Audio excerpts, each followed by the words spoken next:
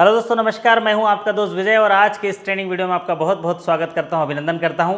आप सभी के सकुशलता की कामना करते हुए एक वीडियो लेकर आया हूं। एक छोटे से वीडियो में ऑपरेशनल इशूज़ पे बात करेंगे और आज चर्चा करेंगे मिसिंग पर्सन के बारे में और बात करेंगे अनक्लेम डिपॉजिट, इनऑपरेटिव अकाउंट्स किसे कहते हैं, इनके बारे में हम चर्चा करेंगे। तो आप सभी के लिए एक अच्छी बात यह है कि मैंने डिस्क्रिप्शन बॉक्स में प्लेलिस्ट बना दी है मेमोरी कलेक्टेड क्वेश्चन की, रिकॉल्ड जो क्वेश्चन है उनकी, और वो 45 वीडियो हैं। और मैं आपको विश्वास के साथ बता सकता हूं कि ये जो 45 MCQs सीरीज़ के जो वीडियो अगर आप देख लेंगे तो आपको 50% से लेकर 60% जनरल बैंकिंग के क्वेश्चन कवर हो जाएंगे।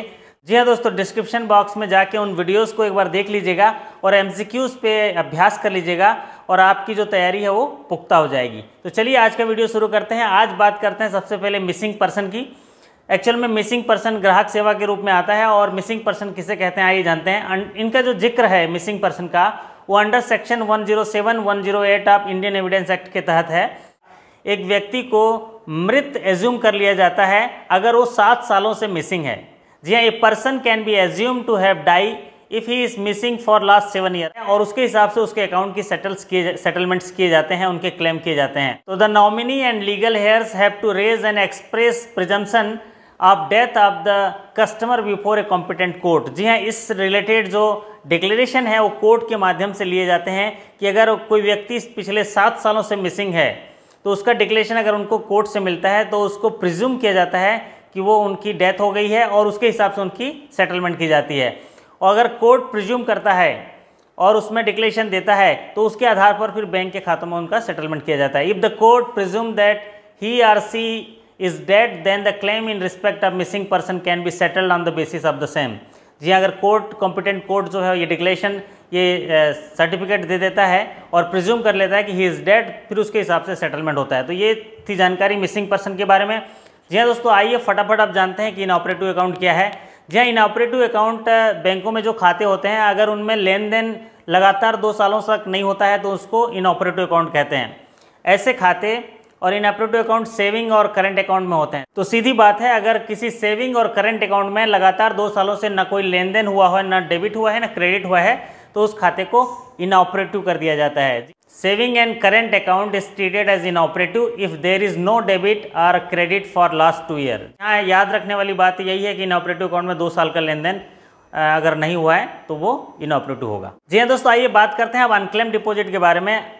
जैसा कि अभी हमने देखा कि अगर 2 साल तक लेन देन नहीं हुआ तो इनऑपरेटिव हो जाता है, ठीक उसी तरह अगर 10 साल तक लेन देन नहीं हुआ तो वो अनक्लेम्ड हो जाता है। जी हाँ, an account in which there is no operation for last 10 year is called unclaim deposit.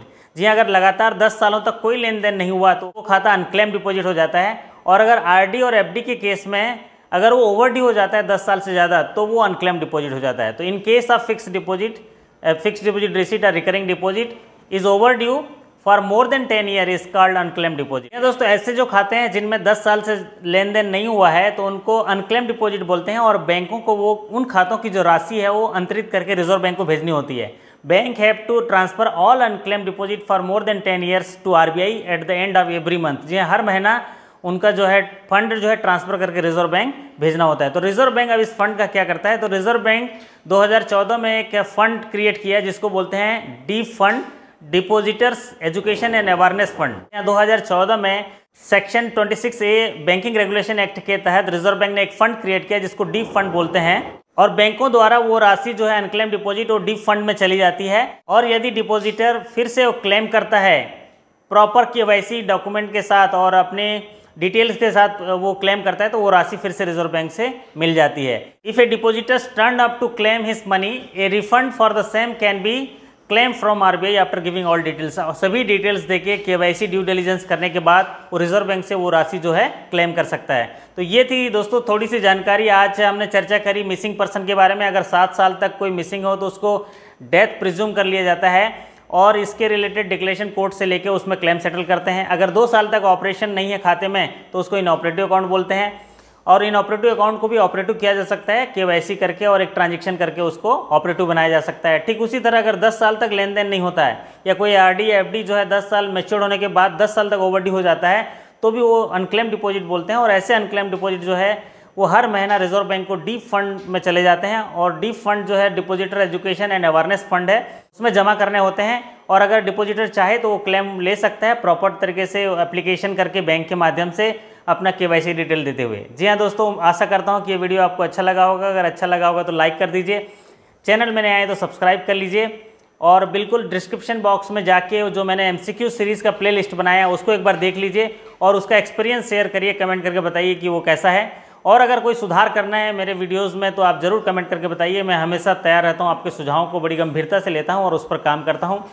जी हाँ दोस्तों, फिर मुलाकात होगी अगले वीडियो के साथ। आपकी सकुशलता की कामना करते आपसे विदा लेता हूँ।